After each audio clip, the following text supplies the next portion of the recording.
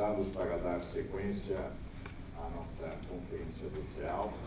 Hoje estamos com três grupos de trabalho trabalhando em paralelo. O nosso aqui é Energia e Infraestrutura, Integração. Eu queria apresentar aqui o nosso amigo líder empresarial do Rio de Janeiro, Eduardo Eugênio Gouveia Vieira, que é presidente da Federação de Indústrias do Rio de Janeiro, uma liderança expressiva que vem do setor de energias e também na área de infraestrutura. E vamos ter depois a moderação, nosso amigo Carlos Mariani, que é vice-presidente da Firjan e também é o coordenador na CNI da Coalizão Empresarial Brasileira, e tem uma série de méritos dentro da carreira empresarial. Inclusive, ele foi por muitos e muitos anos presidente da Associação Brasileira da Indústria Química. Então, estamos muito bem hoje conduzidos. Eduardo Eugênio vai fazer o Future Flash, que é uma introdução temática. Depois, Carlos Mariani assume a liderança desse grupo. Depois vamos convidar aos outros integrantes, que depois iremos apresentar, e com isso teremos esse debate, essa discussão. Esse debate, dessa discussão, que está sendo gravado aqui também, vamos ter um resumo para as nossas conclusões, que poderemos então encaminhar aos diversos momentos que o CEAL terá pela frente.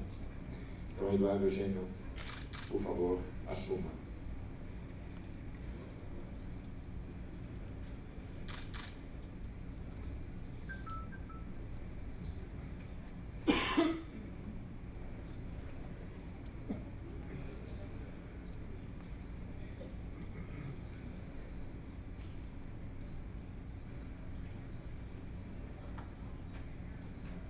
Bom dia a todos. Eu quero, em primeiro lugar, agradecer o CEAL na pessoa do Ingo o convite de estar aqui hoje, que é uma grande honra para nós. Normalmente, com todos os companheiros do CEAL, e um dos fundadores do CEAL, que está aqui, Carlos Mariani, e Ivan Botelho, um grande industrial do setor de energia elétrica, um dos maiores industriais de energia elétrica no país. Nós vamos abordar aqui tema importante de desenvolvimento de toda a nossa região. Na apresentação que farei, veremos que o Brasil é um país com muitas oportunidades para a integração regional no que diz respeito à infraestrutura energética na América Latina. No entanto, para que isso se torne realidade, ainda temos um longo dever de casa. Atualmente, no Brasil, o setor produtivo tem se preocupado intensamente com preço, qualidade e segurança da oferta de energia. Os custos do consumidor industrial com energia elétrica aumentaram exponencialmente nos últimos 2 anos, impactando diretamente a competitividade da indústria no nosso país. A qualidade da energia precisa alcançar níveis mais altos e a segurança do abastecimento tem que ser garantida. Decisões tomadas pelo governo no passado estão impactando diretamente na forma como os reservatórios das usinas estão sendo operados e, como resultado, precisamos cada vez mais da complementariedade térmica, sabidamente a um custo mais alto e ambientalmente, evidentemente, pior. A integração energética com os países vizinhos pode ajudar a trazer soluções para esses problemas. O desenvolvimento da integração energética latino-americana deve ser visto como uma das soluções estratégicas para a questão que mencionei. Os pilares para uma integração energética sustentável são a existência de recursos energéticos diversificados, uma regulação adequada e um planejamento conjunto dos projetos de infraestrutura. Esse tripé irá resultar em custos competitivos e maior eficiência operacional e econômica do sistema elétrico, com menores impactos ambientais e sociais para os países parceiros. Quanto aos recursos energéticos, um dos pilares da integração, não há dúvida da nossa multiplicidade e potencialidade. Brasil, Venezuela e Paraguai possuem hidroeletricidade. Venezuela, Brasil e Equador têm grandes reservas de petróleo. Venezuela, Bolívia, Argentina e Peru, grande potencial de produção de gás natural. E Colômbia, grande reserva de carvão.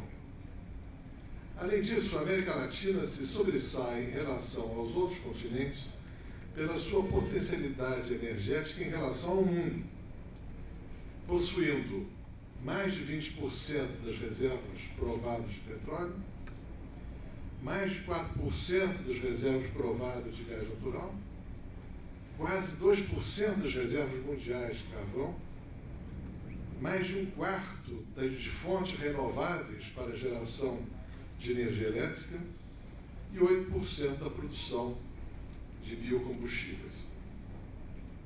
A abundância de recursos, sem dúvidas, é uma variável importante, mas insuficiente se não combinada com um bom arcabouço regulatório. As questões jurídicas devem estar bem afinadas entre os países parceiros. O mesmo em relação às contrapartidas referentes aos intercâmbios e os critérios para a elaboração dos acordos. Esse passo é muito importante para que os benefícios da integração energética possam ser aproveitados, ou seja, transferência de tecnologia e troca de experiências, redução de impactos sociais e ambientais, redução de custos e aumento da confiabilidade do abastecimento e potencial de integração econômica. O Brasil já usufrui dos benefícios de projetos binacionais. Eu vou lembrar 3 que todos conhecem, 3 exemplos de empreendimentos binacionais que contribuem de forma decisiva para o abastecimento de energia elétrica e gás natural do Brasil. Um exemplo emblemático foi a construção de Itaipu, inaugurada no início dos anos 80. A usina já chegou a representar metade da geração hidrelétrica do Brasil. E ainda hoje é vital para o país e para o nosso parceiro Uruguai. A termoelétrica de Uruguaiana, inaugurada em 2000, é considerada um marco para a integração energética do Mercosul. Em momentos de escassez de energia no Brasil, Uruguaiana é acionada para assegurar a oferta do país. Outro exemplo, e finalmente, é o gasoduto Brasil-Bolívia, que por sua vez atende metade da demanda brasileira por gás natural. Todos esses projetos precisaram ir além das questões técnicas, superando também muitos desafios diplomáticos e legais. E temos também projetos futuros que podem aumentar a capacidade de produção de energia firme para os países envolvidos. Está em discussão a geração de energia elétrica integrada entre Brasil, Peru e Bolívia, a partir da interconexão entre 4 usinas hidrelétricas, sendo uma ainda a construir na Bolívia. A configuração hidrelétrica Brasil-Peru-Bolívia representaria um marco na integração energética da região, contribuindo para a economia de escala da produção de energia e na sinergia hidrológica entre os países. Para que se torne realidade, contudo, serão necessários acordos econômicos, comerciais e operacionais para viabilizar o funcionamento das usinas em cascata. Entendo que o primeiro passo para transformar essas potencialidades em realidade é construir projetos em conjunto em território nacional. O Brasil tem um grande leque de projetos a serem implantados nos próximos anos, que podem intensificar parcerias com os países vizinhos. Até o ano de 2018, estão previstos investimentos da ordem de 21 bilhões de dólares em geração e transmissão de energia elétrica. Após 2018, mais 27 bilhões de dólares.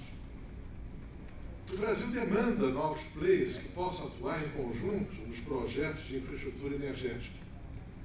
Esses investimentos podem ser uma porta de entrada para os parceiros da América Latina. Por fim, chama a atenção para a necessidade de avançar na direção da integração energética com a criação de um eixo latino-americano que trará, além da integração energética, a integração industrial, tecnológica e comercial. Para isso, precisamos fazer o dever de casa e implementar um planejamento incorporando os projetos internacionais. Além disso, é importante abordar questões como barreiras alfandegárias pela criação do comércio de bens e serviços, sistematização de marcos regulatórios e a criação ou fortalecimento de instituições ou comissões de governança que podem ajudar na realização de uma integração energética sustentável e suficiente. Por isso eu deixo aqui a minha mensagem final. Temos que avançar no desenvolvimento da integração energética de forma gradual, superando os entraves geográficos, regulatórios e institucionais, com foco na redução dos custos, na melhoria da qualidade do abastecimento e na segurança energética dos países participantes. Muito obrigado novamente. Um bom debate sobre essas ideias que nós colocamos preliminarmente aqui. Obrigado a todos.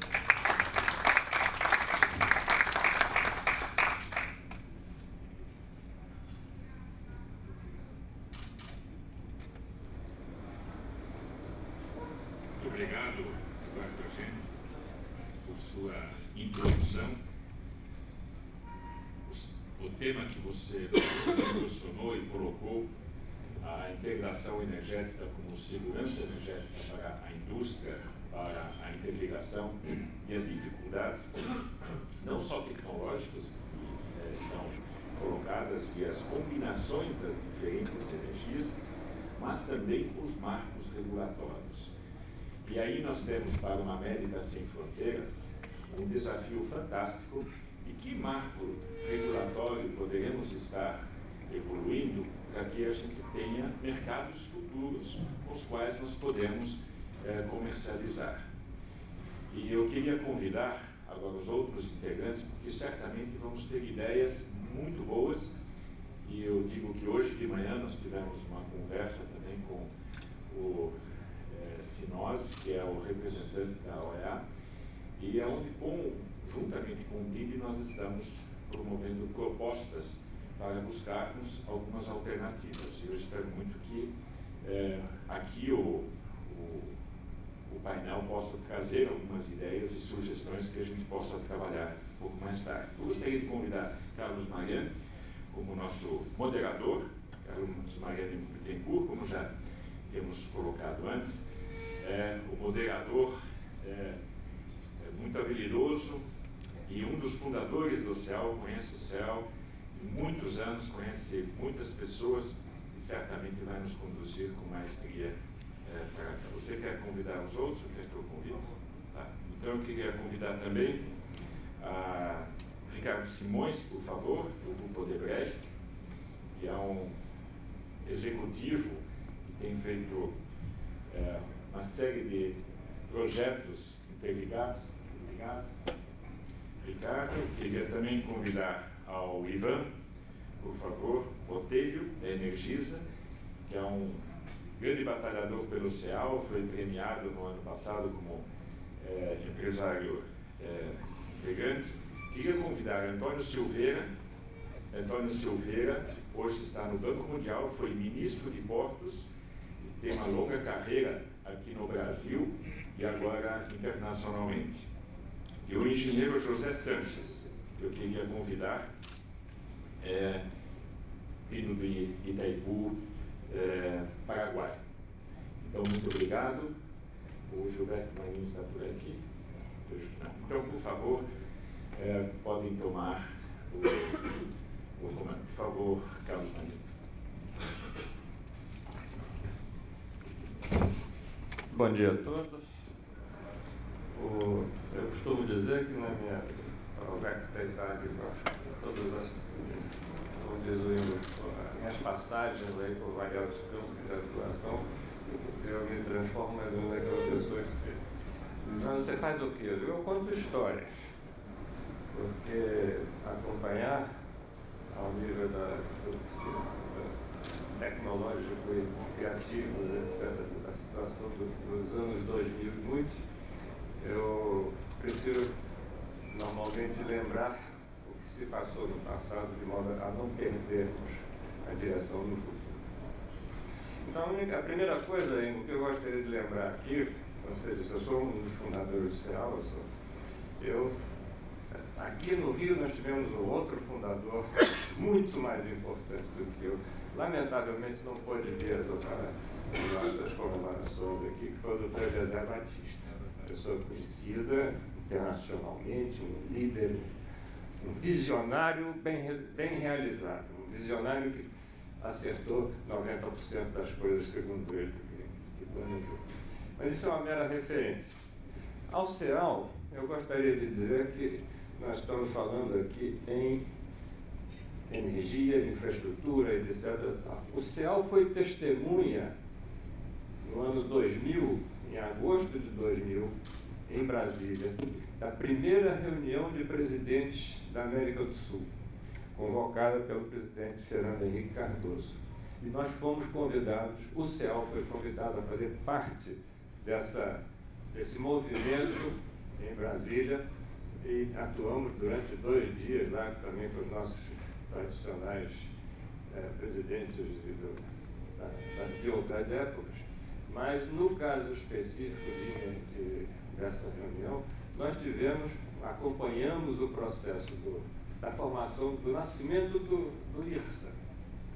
O certidão de nascimento é de agosto de 2000. E, posteriormente, acompanhamos e fomos muito utilizados pelo Antônio Silveira, que foi a pessoa que coordenou em nome do Ministério. Hein? Roberto Silveira, isso, desculpa. Aliás, perdemos contato com ele já há algum tempo. Mas o fato é que o Roberto Silveira se dedicou com toda a sua competência, toda a sua dedicação a esse projeto, que lamentavelmente não evoluiu na forma que ele imaginava, mas que eu percebo que agora existe uma renovação, uma nova abordagem a esse projeto, que é essencial para levar adiante, inclusive, essa parcela dele que o presidente se referiu aqui. Ele é mais ambicioso do que tem outras atividades. Então, eu vou atuar, nesse caso, como moderador, vou buscar que possamos conduzir os trabalhos dentro dos horários previstos, porque a maioria de nós outros aqui temos compromissos a seguir, e iniciaria, então,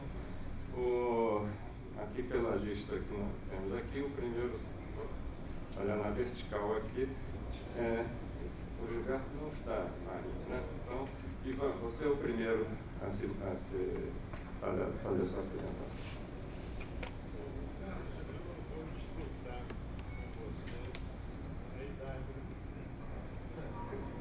Vou disputar com você a idade, mas história é boa. Tem muita história. Eu labuto nesse setor há 58 anos. Vou falar a idade não. Então não vou contar a história. Mas sobre o tema, o Eduardo Eugênio, acho que começou muito bem, apontando, digamos, os 3 problemas, macro, né? é o preço, a qualidade e a segurança. Olhando assim rapidamente, na América Central, eu creio que esse problema de integração ele está já quase resolvido. Estou falando de energia elétrica, porque existe já um linhão, as cargas a serem transferidas não são muito grandes e existe já um acordo tarifário. Então, essa parte eu acho que já está resolvida. Agora, quando a gente vem para a América do Sul, aí então vem um problema. Aliás, não é um problema, é um problemaço. O Brasil representa 55% do consumo da América do Sul. São 135 gigawatts, quando a América do Sul toda são 270. Em consumo de megawatt-hora, o Brasil consome 550 mil gigas e o resto 450. Então, o Brasil tem um peso muito grande.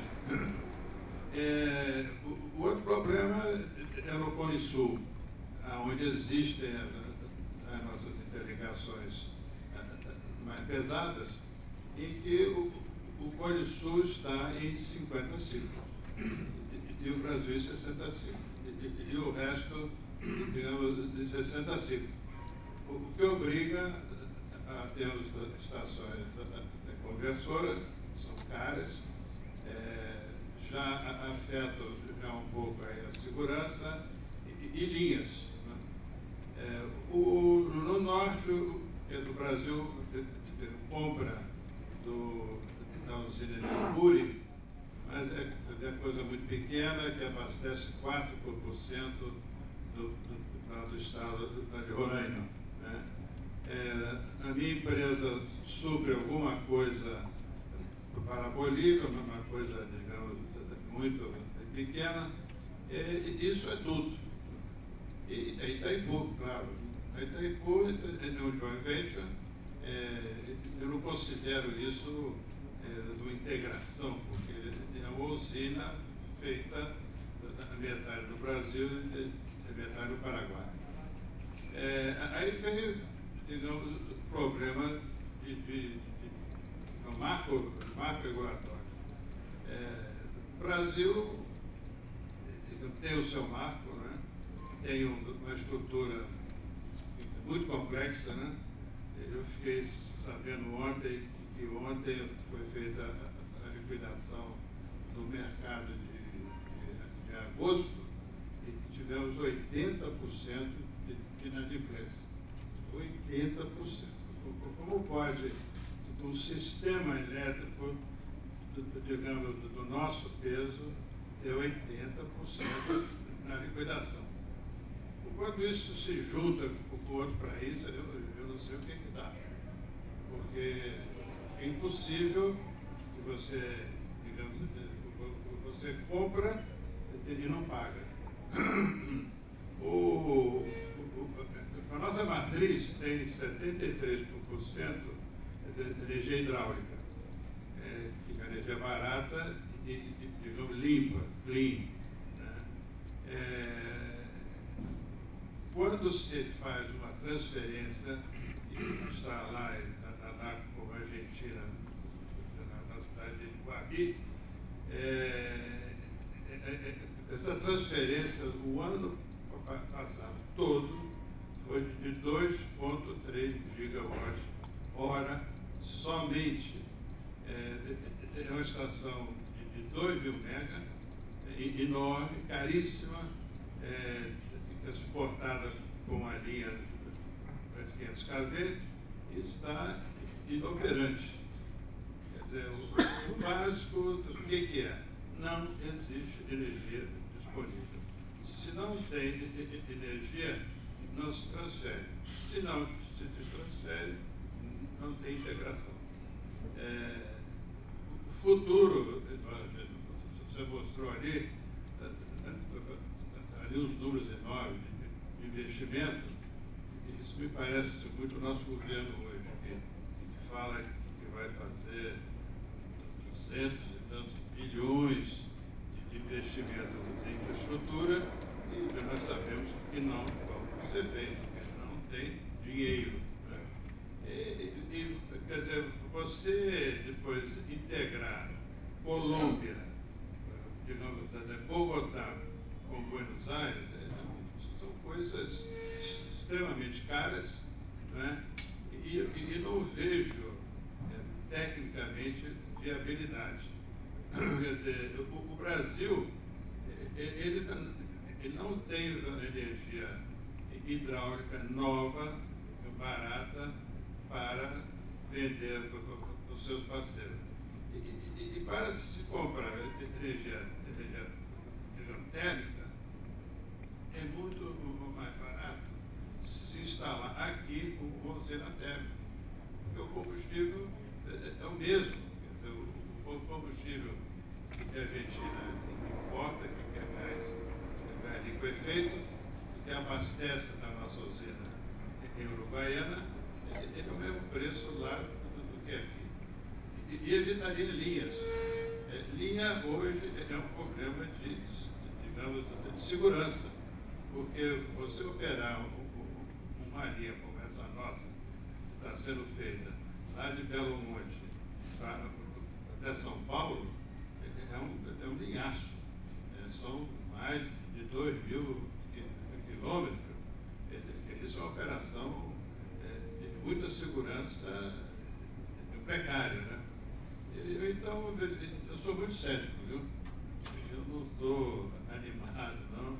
Eu acho que essa integração vai continuar nesses 2 megas, para aí e não tem defeito. Obrigado, Ivan.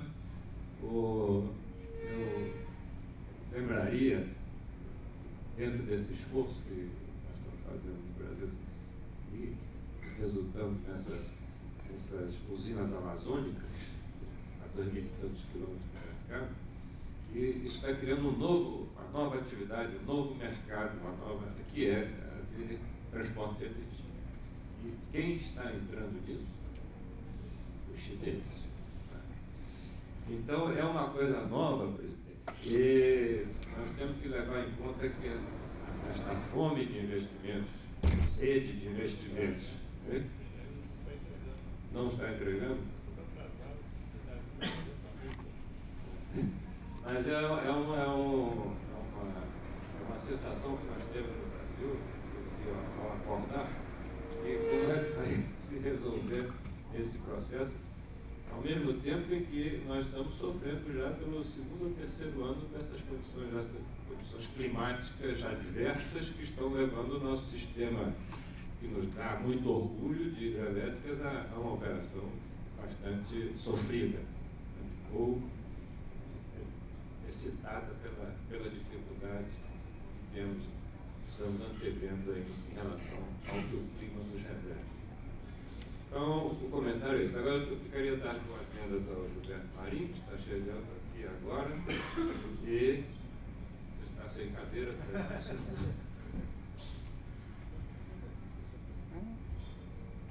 Gilberto, então eu vou fazer o seguinte, eu vou deixar você para último, porque você chegou atrasado. Vou passar agora para o Ricardo.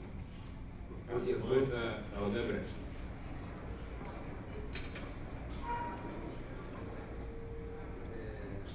Vou tentar, a partir do que foi colocado pelo doutor Eduardo Eugênio e doutor Ivan, dar uma visão que nós entendemos que seja as oportunidades nessa integração regional. O doutor Eugênio colocou bem, nós temos vários recursos, só que eles estão distribuídos de forma desigual, e aí, por premissa, uma integração se justifica, né, para aumentar o efeito portfólio, ampliar a segurança, otimizar a infraestrutura e etc. E a minha visão pessoal é que nós tivemos 2 ondas de integração. Uma primeira onda que foi uma onda de usinas que compartilhavam o recurso natural, que era o rio, o São Itaipu, o Salto Grande, entre Uruguai e Argentina, Itaipu entre o Brasil e o Uruguai, Paraguai, e acidentar entre Argentina e Paraguai. Então, esses projetos, digamos, foi a primeira onda de integração energética continental, eles vieram lastreados por acordos bilaterais entre países. E com modelos de negócios bem estabelecidos. Vamos pegar o exemplo de Itaipu. Metade da usina é brasileira, metade da usina é paraguaia. O que não é consumido no Paraguai é exportado para a contraparte, que é o Brasil, com regras estabelecidas de preço e alocação dessa energia no mercado brasileiro entre as distribuidoras do Sudeste, Centro-Oeste e Sul. E é um modelo exitoso, o acordo vai ser revisto agora no início da década de 20, e assim como o Salto Grande com o Uruguai, e assim como acidentar, eu acho que a primeira onda foi bem sucedida. Depois nós tivemos uma segunda onda, que aí eu entendo que não é tão bem sucedida, que é o gasoduto Brasil-Bolívia, os gasodutos Argentina-Chile e interligações elétricas, talvez o melhor exemplo seja Colômbia e Equador. E aí, essa segunda onda, eu acho que ela teve um problema, que ela não foi precedida de acordos bilaterais entre os Estados. E você não tinha um modelo de negócio consagrado para essas integrações. E o que ocorreu? Quando você teve qualquer contingenciamento, qualquer dificuldade de fornecimento interno, você sacrificou a exportação. Então você cria, a partir dessa segunda onda, uma grande desconfiança em relação a essa integração regional. Aí nós vemos agora nascer, o doutor Eduardo colocou uma série de projetos, a terceira onda, que o doutor Ivan citou bem, que o pioneiro é o CIEPAC, que vai, são 6 países na América Central, 1.300 quilômetros de linha, 300 mega de potência, previsão de dobrar, houve um acordo entre os 6 países, e etc., se criou um mercado comum. E aí o que é que nós temos que fazer com o aprendizado das 2 primeiras ondas para que integração hidrelétrica Brasil-Peru, Cachoeira Esperança, Brasil-Bolívia, eu acho que a primeira coisa é o marco institucional entre países. Eles têm que ser precedidos pelo que explicou o sucesso da primeira onda, justifica o sucesso da primeira onda. Posteriormente, é necessário, eu escrevi 4, 5 pontos aqui na minha visão, que é a questão da autonomia da política energética ser preservada em cada país. Não dá para a gente ser romântico ao ponto de imaginar que a gente vai ter um planejamento único da Patagônia ao México. Os países terão sua autonomia de se planejar, de manejar a sua expansão de forma absolutamente autônoma. Então, reconhecer isso é muito importante. Então, a precedência de acordos bilaterais entre os Estados, reconhecimento da política energética de cada país e a segurança do suprimento. A gente não pode deixar se repetir o fato de, tendo qualquer dificuldade de suprimento interno, você sacrifica a integração em nome do suprimento interno. Como resolver isso? Não tem muito segredo, a não ser você transferir o mesmo risco do suprimento do país de origem da energia para o comprador. Se o Brasil exporta, por exemplo, para a Argentina, e vai ter um contingenciamento qualquer de 5%, isso é estendido também para as exportações. Então você cria um regramento. Quer dizer, o crescimento dessa integração ela é orgânica, ela é paulatina, serão com base nas oportunidades que virão com o Peru, com a Bolívia, com a Argentina, com o Chile, com o Peru, Chile, Argentina, Chile, Bolívia, Chile, com energia geotérmica e assim por diante. E a outra coisa é o compartilhamento dos benefícios. Esse é um problema muito grave, se ele não for visto antes, porque existe uma tendência do mercado exportador ter o seu preço, sua tendência de preço crescente. Se viu isso na Colômbia com o Equador. Quer dizer, a partir do momento em que o Equador começou a importar muita energia da Colômbia, a tendência, o vetor de preço colombiano era de crescimento. Em contrapartida, no Equador é o contrário, você tem uma redução de preço do produto, você está ampliando a oferta no país vizinho. Então, se você compartilhar entre os dois mercados o benefício da integração, você criar uma taxa em prol de modicidade tarifária, de reverter, você vende energia por 100 euros e aquilo custa 120, 20 é revertido para quem está exportando. Ou seja, você tem mecanismos de compartilhamento dos benefícios da integração. E a outra, fundamental, é o modelo de negócio. Como é que a gente vai representar na formação de preço dos mercados, o mercado que está importando, essa energia nova? Quer dizer, será a energia que vai ser despachada na base, como são despachadas as nucleares, que não formam preço de curto prazo, só existe um contrato bilateral entre comprador e vendedor, ou vai ser um recurso despachável, por exemplo, pelo ONS, e que vai ter que se declarar um custo variável.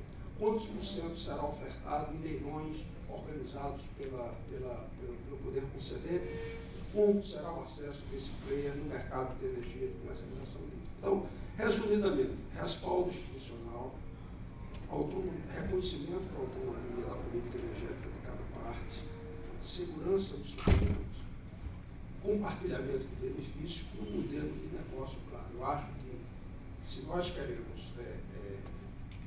assistir essa integração, se há consenso de que ela vai gerar benefício, vai reduzir custo, vai ampliar a produtividade, a produção de bens e serviços nos países desenvolvidos, eu creio que nós vamos assistir ela devagar, paulatina e com base nas oportunidades de negócios que já estão identificados.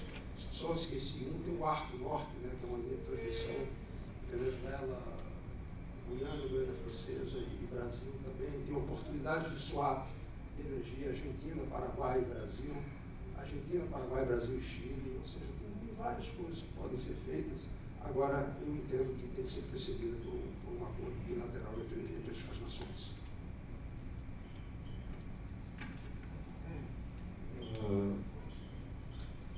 Muito obrigado, Ricardo. O quadro não é exatamente mais simples que você trouxe. É um desafio. Isso tem que ser levado a sério. Se é projeto, se existe o projeto, existe o desejo dessa integração, ela tem que ser trabalhada dentro da competência dos participantes, mas buscando uma atuação, como mencionou o Ricardo, que seja equilibrada e equilibrável entre os participantes. Entre 2 é mais ou menos, e 3 é um pouco pior, e 4 será mais difícil. Mas se exemplos já estão ocorrendo, no caso, uma escala reduzida, lá na América Central, são vitoriosos, por que não poder sair da miniaturização para a grande escala? Isso é um desafio e estão abertos esses desafios aí a todos que querem enfrentá-los. A relação entre os Estados, que cada vez fica mais importante e certamente está sendo tratado numa outra sala. Hoje é que a aproximação cada vez mais forte entre os membros da comunidade latino-americana. Então eu passo agora para o Antônio Silveira a palavra e vamos ouvi-lo, a palavra do Banco Mundial. Obrigado, Carlos Mariani. Queria agradecer muito o convite para vir falar aqui hoje.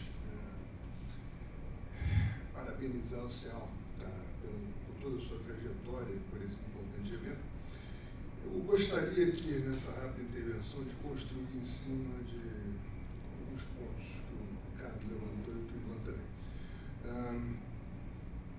Que a gente tem, o Banco Mundial divide o mundo em desenvolvimento em algumas grandes regiões e o que fica muito claro é que a região que conseguiu dar o maior salto de desenvolvimento foi uma região que se integrou muito, que foi a região ali asiática, sul-asiático e basicamente influenciado lá atrás por Japão, mas mais recentemente China, Coreia, etc., onde você tem talvez o único país que tenha efetivamente dado salto de desenvolvimento, que é a Coreia. Em 70 anos, ou mais de discussão de desenvolvimento econômico, a gente tem pouquíssimos países que a gente pode usar como modelo de saltar de uma situação de país emergente, ou como a gente chamava lá atrás, subdesenvolvido, para uma categoria de país desenvolvido. Talvez a Coreia seja o melhor exemplo. E a Coreia tem uma circunstância muito particular, inclusive nesse processo de integração, porque ela era cercada de vizinhos bastante amenos, e até por causa disso atraiu um fluxo de doações oficiais completamente desproporcional em relação ao tamanho do que a Coreia era nos anos 60.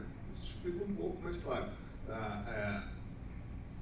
o governo, o povo coreano teve a sapiência de aproveitar a oportunidade e deu salto. Na América, a integração que a gente tem, do ponto de vista econômico na América Latina, é muito maior. Praticamente todos os nossos países têm um relacionamento muito mais intenso. Primeiro, com os Estados Unidos e mais recentemente com a China, do que entre elas do ponto de vista do comércio.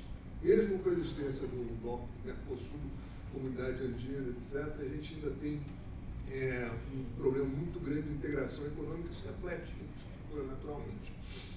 Temos, nos últimos 15 anos, exemplos de investimento entre países. O Brasil e o México têm uma tradição já razoavelmente formada. No entanto, isso ainda é episódico na nossa região. E o que está claro é que o desenvolvimento, inclusive, se afeta dos países, depende muito de uma maior integração sul-sul, que pode sim começar por infraestrutura.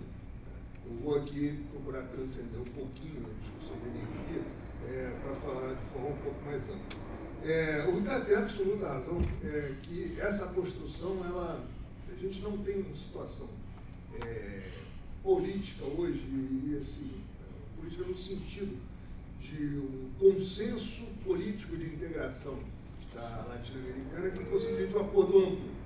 No entanto, acordos bilaterais podem e devem ser celebrados porque as empresas já estão passando por cima disso. Uma área óbvia de integração é a América Central, em que a gente já tem exemplos de empresas de telecom que tratam um conjunto grande de países como se fosse uma área só, inclusive sem roaming entre um e outro. A América Central também tem mais oportunidades de integração logística, uma vez que tem uma certa vantagem, vamos dizer assim, do ponto de vista topográfico, que lamentavelmente prejudica a integração logística entre Brasil e Comunidade Andina. Lamentavelmente, não tem voz no meio, complica um pouco, encarece muito a integração de infraestrutura, e para nós aqui no Brasil ainda fica o sonho de uma saída pelo Pacífico, que é limitado de um lado por uma enorme floresta e de outro lado por uma cadeia montanhosa relativamente grande. De qualquer forma, esses acordos entre países, eles têm que, na medida da sua possibilidade, ser incentivados para que os movimentos das empresas não sejam frustrados mais à frente por conta de desacordos entre os governos. Isso é extremamente importante. Eu acho que na segunda onda você acabou tendo problemas, na segunda onda de integração privada, você acabou tendo problema por falta desse respaldo institucional. Então, de qualquer forma, o acordo diplomático é algo central, a harmonização regulatória tem que vir com o tempo, e sem uma harmonização regulatória, não precisa tornar o marco jurídico igual, mas alguma harmonização, principalmente no âmbito do acordo, clareza sobre as diferenças e como elas serão tratadas, tem que ser muito explícito para, inclusive, mitigar o risco. E quando a gente começa a falar de risco, eu vou passar para um outro ponto. O Ivan mencionou aqui que ele estava relativamente cético porque não tem dinheiro. Não tem dinheiro se não tem dinheiro é realidade para praticamente todos os países da América Latina hoje. O fim do superciclo de commodities acabou com o espaço fiscal existente no México, a Patagônia Argentina e chilena, passando pelo Brasil. Então a gente tem hoje uma enorme carência de recursos fiscais para que você tenha algum processo que seja liderado pelo governo. pelos governos. E infraestrutura, em particular, a liderança de governos é histórica. Os governos, se não fazem o provimento direto, eles têm que trabalhar e trabalhar intensamente no sentido de procurar planejar e, no segundo momento, induzir o setor privado. Hoje a gente tem uma circunstância em que governos, na América Latina em particular, mas no mundo todo, se pode dizer coisa semelhante, não tem espaço fiscal para promover essa liderança. De outro lado, você tem uma enorme massa de recursos financeiros privados que não sabe muito bem o que fazer. As taxas de juros estão muito baixas no mundo afora, você tem uma enormidade de liquidez procurando onde pousar. Então, uma parte importante do trabalho vem do Banco Mundial, mas não só do Banco Mundial, todos os multilaterais que estão se defrontando com isso, além do G20, é como procurar canalizar esses recursos privados, alavancar esses recursos privados para investimento em infraestrutura. Vamos dizer, a pedra filosofal hoje é como resolver esse negócio. Quem conseguir a equação encontra a pedra filosofal. Particularmente porque há um certo consenso entre os economistas dos bancos multilaterais de que a forma de evitar uma estagnação mais longa hoje, dado que você não tem nenhuma perspectiva de aumento significativo de demanda nos países desenvolvidos e os países emergentes estão desacelerando fortemente. O Brasil é um caso extremo, mas você tem uma desaceleração forte na China. A única que tem percebido a aceleração é a Índia. E existe um certo consenso que ainda não consegue substituir a China no impulso sobre o resto do mundo. Então, o investimento em infraestrutura que aparece necessário, não só para países desenvolvidos, mas também para países desenvolvidos, seria a forma de mitigar essa tendência, vamos chamar assim, excessiva, tá? Que tem mundo afora. O grande problema é o saldo. E o esforço que está sendo feito pelos multilaterais, o Banco Mundial, além do trabalho na UFC, criou o Global Infrastructure Facility, no âmbito do G20, está sendo instalado o hub de infraestrutura na Austrália. O trabalho todo é para tentar tornar projetos de infraestrutura no world class asset, um ativo de padrão mundial. E abre isso. Essencialmente, algum tipo de ativo que possa ser entendido e transacionado em mercado de capital, mundo afora. O sistema financeiro internacional tem muita expertise em transacionar com papel. Título de renda fixa, seja privado, seja público, existem padrões. Os bancos de investimentos são capazes de empacotar esses padrões de acordo com perfis de investidores e a gente já tem muitos mercados organizados. Para infraestrutura, o que se busca é exatamente como tornar projeto com essas propriedades. Tem gente que acha que dá para trabalhar isso a nível de projeto. Eu acho um pouco complicado. Eu acho que dá para trabalhar isso a nível de debênture de infraestrutura, no nosso caso, ou project bond, como se chama internacionalmente. Acho difícil a nível de projeto, porque o projeto de infraestrutura, lamentavelmente, está arraigado, num bioma determinado, com um arcabouço jurídico regulatório determinado, e com um processo de delegação do setor privado também determinado. O processo no Brasil é completamente diferente do processo na China, é completamente diferente do processo na Austrália. Fazer a harmonização legal para que tudo fique com a mesma cara é um trabalho para séculos.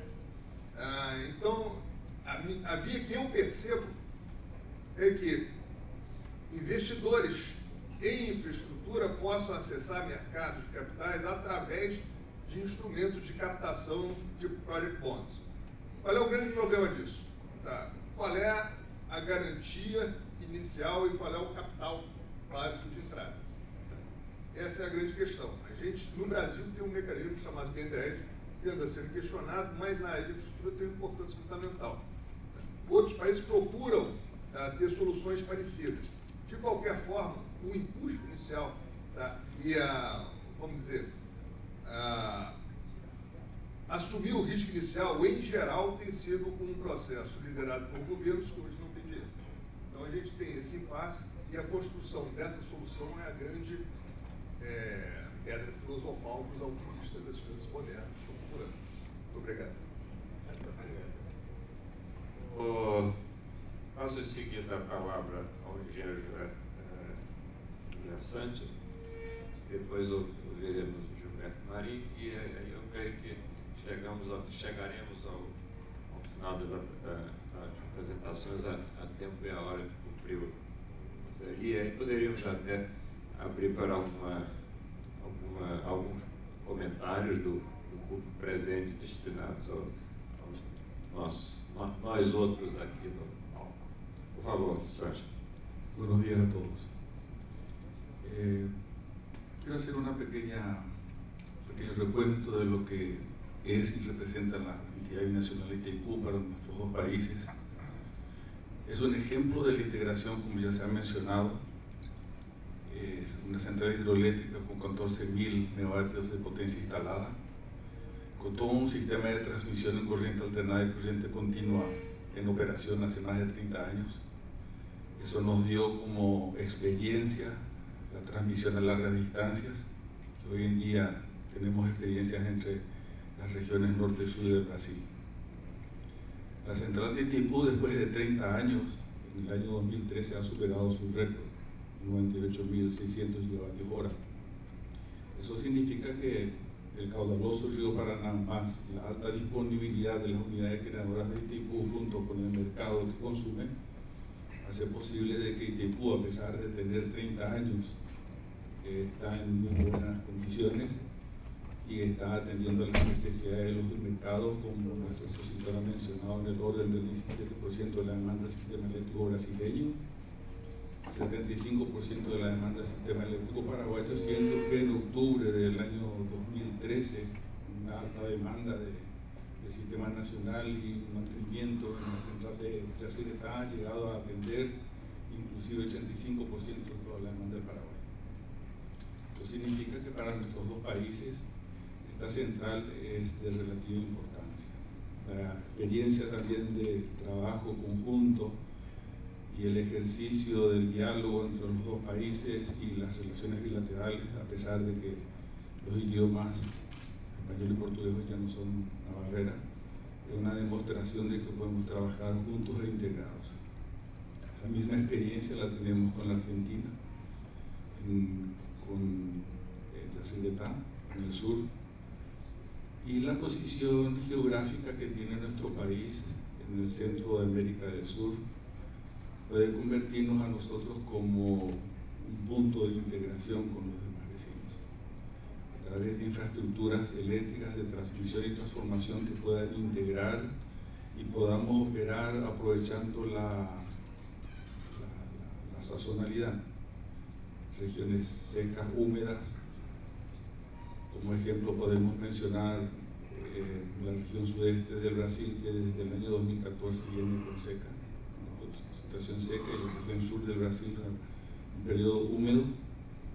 Ese modo de operación integrado tiene como un ejemplo palpable el caudal afluente de la central de Itaipú, donde 80% del agua que proviene de la región sudeste, que juntamente con el año 2001 y 1999 son uno de los peores. La región sur ahora se encuentra con un porcentaje de almacenamiento que supera el 80%. Eso significa que el 20% del caudal afluente de la central de Itaipú, que proviene de caudales laterales entre la última central de Rosana y Itaipú, hace posible de que podamos nosotros, juntamente con otras generaciones de otras fuentes, atender a los déficits de demanda que se puedan tener en función a la falta de agua en la región sudeste.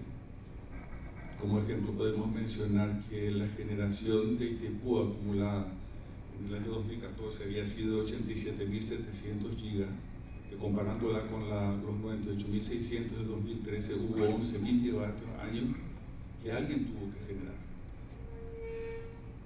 Entonces, en una integración entre regiones y entre países, tal vez pueda hacerse una optimización de los usos de los recursos y de las fuentes de generación con precios diferentes que puedan ser mucho más económicos y atractivos.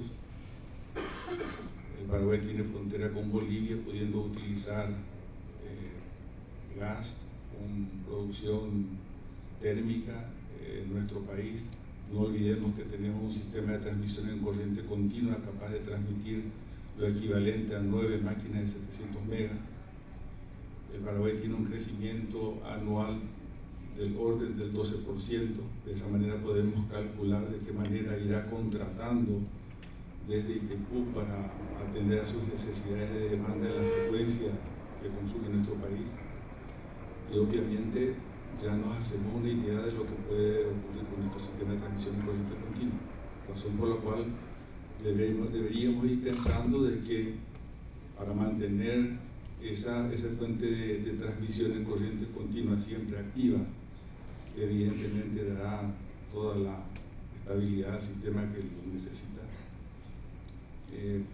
haría necesaria también una integración con energía proveniente de otras fuentes.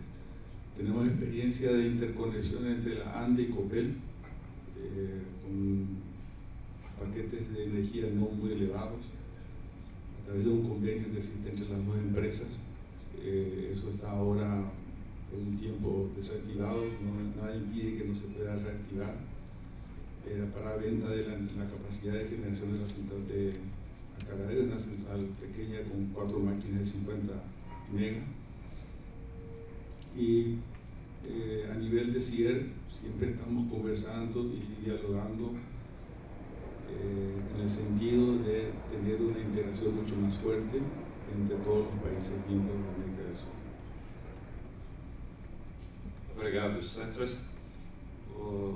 Realmente o caso do Paraguai sui generis.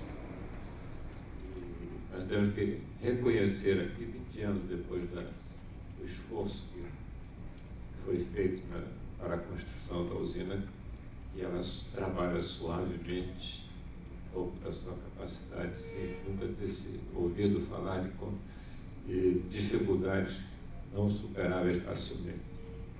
Me lembro bem de um documentário que foi feito pela National Geographic Magazine, do cinema, na televisão, sobre a construção de Itaipu, um documentário de 2 horas. Foi uma curiosidade mundial na época. Aquele paísinho lá no final do mundo, o Brasil, o Sul, o Paraguai, fizeram uma usina deste porte com engenharia nacional, com processos sui generis nacionais. Me lembro bem da possibilidade de concretagem, aquela coisa de contados minutos para evitar problemas de concretagem. Então isso nos dá realmente a brasileiros e paraguaios uma condição de orgulho próprio e de bom comportamento, de satisfação aos dois lados da fronteira. Então, querido amigo Gilberto Marinho. Muchas gracias, Carlos. Primero que nada, te agradezco mucho el que me hayan invitado junto con mi presidente Ivo Plover. Gracias por la invitación de participar acá. Antes de mencionar por qué estoy en el tema de energía, simplemente con mi escasa experiencia puedo decir que energía es un factor muy importante de poder, es un factor de soberanía, es vital, y el ejemplo mejor que yo he visto en el mundo en el caso energético son los Estados Unidos. El tema de energía, yo hago pañales de bebé, pañales de adulto, faldas, se dicen acá. Hicimos el primer pañal biodegradable y reciclable, se llama BioBaby. No hago publicidad, no lo puedo hacer porque desde mi empresa así hace 5 años. Pero a raíz de eso nos dimos cuenta que el coste de energía en la producción de un pañal era importante, pero no era energía limpia. Fue así que nos metimos en un estudio con los españoles a ver cuál era la energía limpia mejor. Al final llegó o la energía solar o la eólica.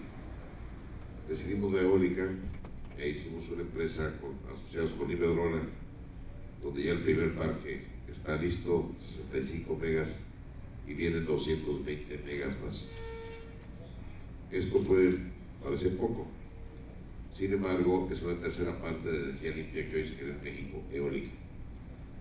Y este año, en enero, el gobierno, después de tantos años de soberanía, realmente abre el sector energético y se licitan 12.000 megas.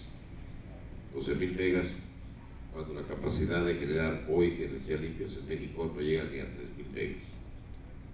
Me voy a referir a los aspectos muy importantes y muchas veces de la historia aprendemos. Estados Unidos se me hace que ha tomado la política energética más inteligente que tiene, que es liberar el mercado. Acordémonos cuando los precios del petróleo fueron récord, e inmediatamente los puso en el consumidor, e inmediatamente el consumo bajó. Y ahí se creó una gran conciencia. Estados Unidos, hoy por hoy, es el que tiene más reservas de petróleo. Estados Unidos hoy ha dictado los precios del petróleo, aunque digan que no. Es estratégico. Por eso las relaciones con Cuba, súbitamente, para pegar desde luego a Venezuela y a Rusia. Entonces, yo admiro mucho en el caso de Sudamérica ese gran intento de integración. No es fácil. No es fácil. En México, el Plan Puebla-Panamá que buscó el presidente Fox se paró por temas de soberanía. México perdió décadas de crecimiento, pagado los precios más altos de energía eléctrica, 100% más que Estados Unidos, por un tema de soberanía. Porque creíamos que el petróleo es nuestro, lo podemos compartir. Sin embargo, toda la cuenca del Golfo ya lo estaban manejando los americanos. Yo creo que el tema de energía es un derecho humano. Hay que protegerlo, hay que suministrarlo y hay que darlo a buenos precios. Creo que todos los proyectos grandes, la gran presa que mencionaba aquí mi amigo, básicamente son generales. Pero hay poblaciones que para llevar la energía es muy difícil, el costo es brutal. Poblaciones, en el caso de los en Chiapas, donde tienen al lado una de las presas principales que tenemos, las poblaciones pequeñas. Yo confío mucho en la parte, digamos, tecnológica, donde a lo mejor un pueblo de 1.000 habitantes o 2.000 pueda generar su propia energía. Entonces, yo creo que en el caso de nuestro país, México, la verdad la veo difícil una integración energética con Sudamérica. Lamentablemente, como decía un buen Ávila Camacho, estamos muy lejos de Dios y muy cerca de los Estados Unidos. Hoy México no tiene problemas de energía, no tenemos los mismos salados. Hoy los precios han bajado por primera vez en México 25%, porque los americanos están detrás. Simplemente creo que la suficiencia energética es muy importante, es estratégica para un país. Olvidemos la soberanía, es vital. Gracias. Obrigado, Gilberto. Esse tema de energia do México eu presenciei junto com vocês, né? Inclusive foi o Guanamá, naquele tempo. E o México atravessou fases muito distintas em relação ao tratamento de energia, algumas muito bem sucedidas e outras pessimamente sucedidas. Mas acredito agora que essa nova visão do governo mexicano, ela realmente se possa avançar nesse problema energético, baixar um pouco o orgulho do petróleo, como já se pensa. Então, nós encerramos aqui as apresentações e eu gostaria de cumprir um minuto só, Ivan. O nosso presidente está... Hein? Claro, eu ofereci isso há alguns minutos atrás. Nós temos 10 minutos ainda contra o horário.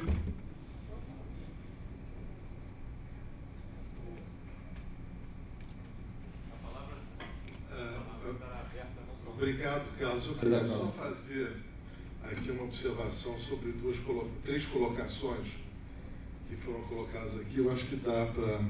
nos obriga a uma reflexão. se falou muito, o Antônio Silveira trouxe essa questão, a angústia de todos nós, como nós podemos desenvolver a infraestrutura de nossos países, que é a única forma de nós desenvolvermos as nossas economias, não tem outra. Esse bloco latino-americano e o Brasil, nós temos um povo criativo, nós temos matérias-primas, a maioria das nossas empresas e indústrias, setor elétrico, nós somos competentes dentro das usinas e nós precisamos de infraestrutura. E nós não temos recursos a nível dos estados. E quando o Antônio fala do salto da Coreia, e aí eu queria ligar as duas coisas aqui que o Gilberto falou e que o Ivan. Então nós vemos esse salto da Coreia, um país de trabalho se superando, e hoje um marco para o mundo. Aí nós vemos aqui como é que nós estamos passando, que o recado do Ivan que eu desconhecia, que no mês de agosto 80% do closing das empresas, 80% inadimplentes. E aqui o Gilberto traz essa questão que para nós é fundamental aqui no Brasil e para a América Latina, que é a história que está no imaginário da questão da segurança nacional. Você usou uma outra palavra, mas é parecido com isso. Que está no imaginário, que é uma palavra que veio do início do século XX. Nós estamos na segunda década do século XXI. E o México descobriu isso há 3 semanas atrás, ou 2 semanas atrás, fez um bid de petróleo com maior sucesso. Se imaginava que o ágio seria 20%, foi 100%. Aqui no Brasil, que ainda temos muito incrustado nessa questão da segurança nacional, o que for, foi um desastre o leilão essa semana. Eu digo isso porque isso aqui é muito importante para o Brasil. Tem tudo a ver com energia e a questão do petróleo. Você trouxe aqui que como é que já se está o mundo já se preparando para fontes alternativas importantes. Eu junto com você falou com que o CEO da Toyota falou essa semana que até 2050 os automóveis Toyota não vão utilizar mais fontes fósseis. Por que eu estou chamando isso atenção? Porque por conta dessa questão do século XXI, de autonomia do século XX ou XIX, da autonomia do Estado, de uma ideologia que já acabou há muitos anos e que no Brasil nós sabemos que não é, que o drive não foi uma ideologia, os jornais mostram. O petróleo vai acabar enquanto a molécula de petróleo existir. No Brasil, nós nos vangloriamos do pré-sal, da quantidade de petróleo que tem, e ainda tem muita tecnologia para ser desenvolvida, e o Estado brasileiro não consegue ter a liberdade. Eu estou falando de petróleo que tem aqui, eu não estou falando de estrada, rodovia, eu estou falando de portos.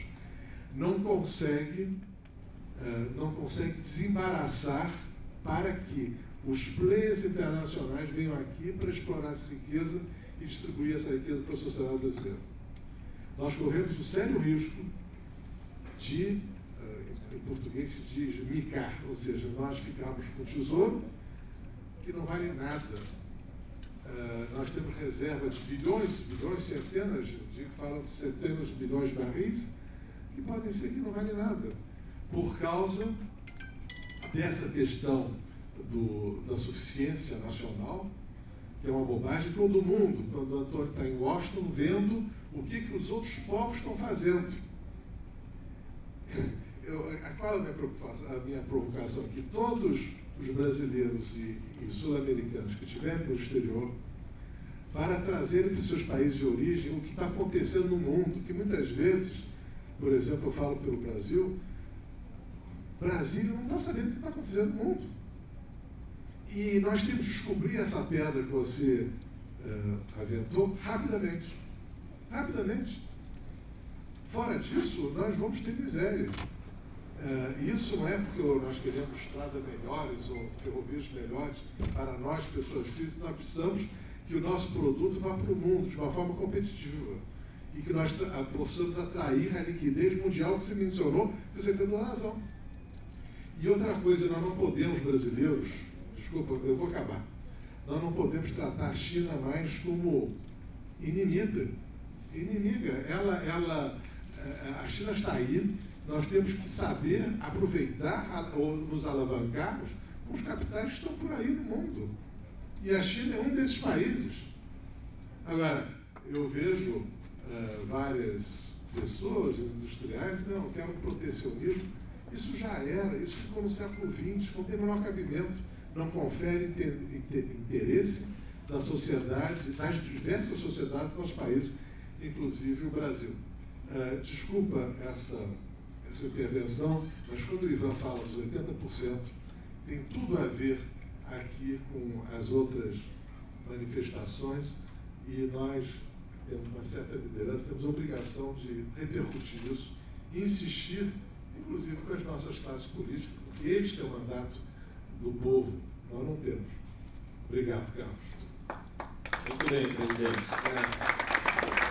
Lembrar aqueles que não convivem muito com o presidente Eduardo Eugênio Gouveia Vieira, ele vem liderando frequentemente temas sérios de interesse do Brasil, do Estado, com todo sucesso. E a mim dá muito gosto ser vice-presidente de um presidente como esse. Mas nós ouvimos lá internamente nos nossos fóruns de avaliação do que está se passando no Brasil. Não vamos entrar nisso porque é assunto para horas. Mas o Ivan tinha mencionado que queria fazer uma... Eu sou muito pragmático. Eu gostei da ideia do Ricardo de que a forma de se fazer um acordo é que todos os países respeitem os marcos regulatórios do outro país. Ou seja, se o Brasil tem energia, o que não tem hoje, e for vender, que venham os outros países e enfrentem aqui, digamos, um leilão a compra. E nós, da mesma forma. O outro ponto do ministro Antônio aqui é a forma de se financiar com, digamos, bons externos. Ele é muito, vamos dizer, cativante, mas ao mesmo tempo ela pode ser uma armadilha, porque nós operamos em real. Né? E esse casamento, eu me lembro que uma vez estive lá no banco e propus que fossem feitos empréstimos naquela época, acho que eram cruzeiros, e o Banco Rio. Eu acho que se eu for lá hoje falar em fazer empréstimo em reais, o banco vai me dar um pontapé e vai mandar embora, né? Porque muitos casamentos agora que nós estamos tendo quebra qualquer empresa de energia elétrica se não fizer hedging. Mas para fazer hedging é um custo absurdo. Então a gente fica no máximo entre as roupas.